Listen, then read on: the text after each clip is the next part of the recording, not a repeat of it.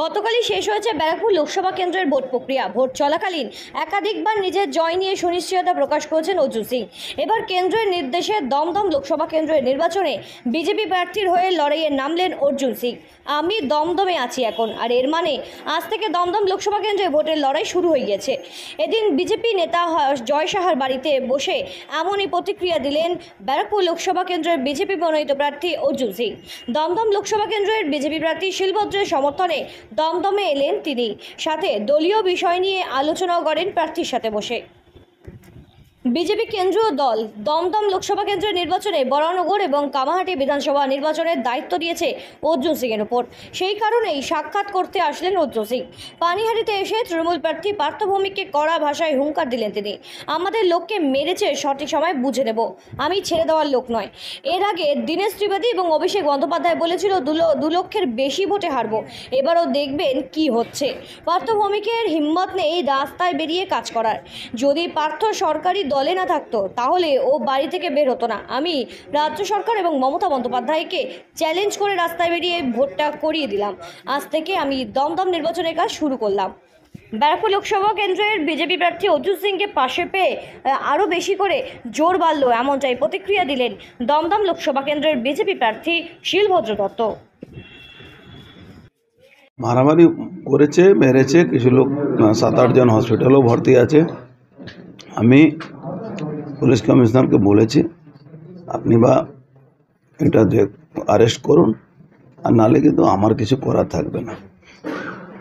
মূল কথা হলো পার্থ ভৌমিকের মুখোশটা খুলে গেছে।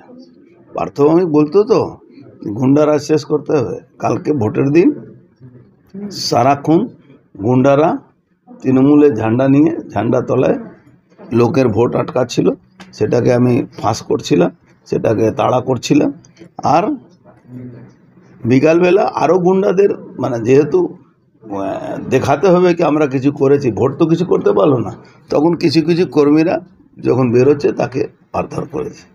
তো বেশিরভাগ মানুষের কাছে যে বলছিল কি আমি ব্যারাকপুর গুন্ডারা চলে শেষ করব, কালকে সত্যি ওর গুন্ডার মুখোশটা, আমি যে বলছিলাম ওই যে ক্রিমিনাল, তার মুখোশটা খুলে গেছে। কেন 2021-এ পোস্টপোল ভায়োলেন্সে মুখ্য আরোপীর মধ্যে ছিল, সেখানে ও নিজেকে ভালো সাজার চেষ্টা করেছিল।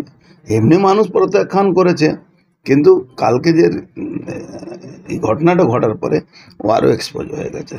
আমাদের কর্মীদেরকে মেরেছে, সেটা আমরা বুঝে নেব। আমি তো ছেড়ে দেওয়ার লোক না, সঠিক সময় সঠিক জবাব দেব। আমি পার্থ ভৌমিক কী বলে সেটা জবাব নেই। পার্থ ভৌমিকের হিম্মত নেই রাস্তায় বেরিয়ে কোনো কাজ। যদি ও তৃণমূল সরকারি পার্টিতে না থাকতো তাহলে ও বাড়ি থেকে বেরোতো না। আমি তো সরকারকে চ্যালেঞ্জ করে, মমতা ব্যানার্জিকে চ্যালেঞ্জ করে রাস্তায় দাঁড়িয়ে ভোটটা করিয়ে দিলাম। এই কিছুক্ষণ আগে যার সঙ্গে কথা বলছিলাম, দিল্লি থেকে ফরমান কালকে এসে গেছে। আজকে আমাকে খোঁজা হচ্ছে কি আমি কোন জায়গায় আছি, আমি বললাম দমদমে আছি। তার মানে দমদম ভোটটা শুরু করলাম আজকে। অর্জুন সিং বিজেপির একজন নেতা, তিনি ব্যারাকপুরের ক্যান্ডিডেট হয়েছেন, তার ভোট শেষ হয়ে গেছে। শুধু অর্জুন সিং নয়, সারা পশ্চিম ভারতবর্ষেরই যে সমস্ত নেতাদের ভোট হয়ে গেছে তারা অন্য জায়গায় দায়িত্ব নিয়ে ভোট করতে যাচ্ছেন। যেমন আমাদের কেন্দ্রীয় স্বাস্থ্যমন্ত্রী, তিনি এখন পড়ে আছেন এখানে, তার ভোট শেষ হয়ে গেছে। তা সেই রকম অর্জুন সিং এসছেন, লড়তে এসছেন, অসুবিধে জোর বাড়লো। হ্যাঁ, জোর তো এখন দলে যখন নেতারা পাশে থাকেন, সহকর্মীরা পাশে থাকেন, তখন তো জোর তো বাড়ি, তো অন্যায় না, অসুবিধেও নেই।